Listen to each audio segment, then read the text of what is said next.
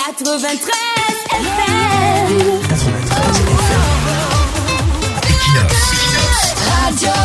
Bonjour, la nouvelle de la disparition d'Anissé Tchekani n'a pas seulement plongé sa famille et ses proches dans une affliction légitime, elle a hélas révélé avec une crudité choquante les abîmes de la misère morale qui gangrènent une partie de notre espace public, notamment sur les réseaux sociaux. Face au silence que commande traditionnellement le deuil, nous avons assisté à une marée d'expressions qui, loin de toute compassion, ont versé dans l'invective, la raillerie et même la vélénie accusatrice. Comment comprendre cet excès de cynisme et d'inhumanité qui semble s'émanciper de toute décence élémentaire? Qu'est-ce qui autorise les individus à se délecter, voire à jubiler de la fin tragique d'un homme dont le seul tort, aux yeux de ses détracteurs, fut d'incarner une opposition politique? Le respect de la mémoire des défunts et la compassion envers les familles endeuillées constituent pourtant le socle de toute société civilisée. Il s'agit là d'une trêve sacrée, un moment où les querelles, même les plus acerbes, devraient s'effacer devant la fragilité commune de l'existence. Or, l'onde de choc du décès d'Anissé Kane a agi comme un révélateur brutal. L'adversité politique a franchi un seuil inacceptable, celui de l'indécence funèbre. On peut, à juste titre, concevoir une animosité envers les gouvernants perçus comme responsables des maux d'une nation, la misère, l'injustice, l'incurie. Mais comment expliquer cette haine viscérale dirigée contre des figures de l'opposition qui, par définition, n'ont jamais eu les rênes du pouvoir pour exercer un quelconque préjudice sur la population?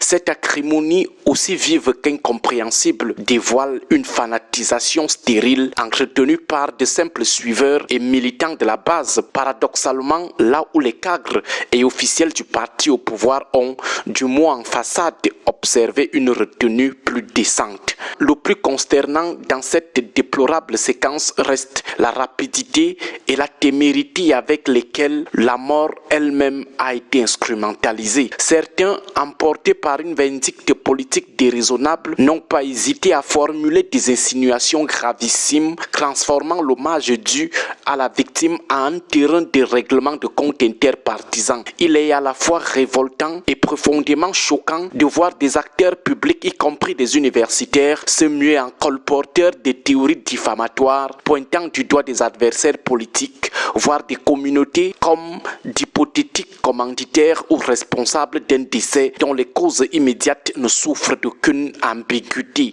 L'appel déchirant de la sœur du défunt suppliant de laisser à la famille le temps du deuil a été balayé par une obsession partisane qui confine à la perversion. Ce zèle accusateur, en plus d'être d'une cruauté inouïe envers la famille, jette le discrédit sur l'ensemble du débat public. Il témoigne d'une banalisation ostentatoire de la mort qui, lorsqu'elle s'exerce sous le couvert d'une supposée immunité due à l'alignement politique, révèle une grave pathologie de l'état de droit. Dans un pays où la justice serait sereine et impartiale, de telles accusations publiques formulées par des personnalités telles qu'André Luther Meka et des cadres de notre parti de l'opposition, des accusations publiques dénuées de preuves seraient immédiatement sujettes à des poursuites judiciaires pour diffamation. Ce drame posthume n'est pas qu'une affaire des réseaux sociaux. Il est le symptôme d'une crise profonde de notre rapport à l'autre et à la contradiction démocratique. L'adversité politique ne doit jamais se muer en haine personnelle exterminatrice.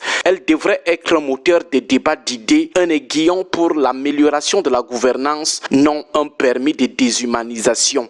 Il est donc impératif que les esprits sensés de notre société, journalistes, intellectuels, leaders d'opinion et surtout les parents politiques eux-mêmes s'élèvent contre cette dérive déshonorante. La dignité humaine n'est pas réservée à un camp politique, elle est universelle et s'applique même et surtout dans le silence de la mort. L'histoire retiendra la nature du combat d'Anissé Kane, mais Elle jugera sévèrement ceux qui, par pure haine ou fanatisme, ont choisi de faire de sa dépouille un nouvel enjeu de leur guerre politique indécente.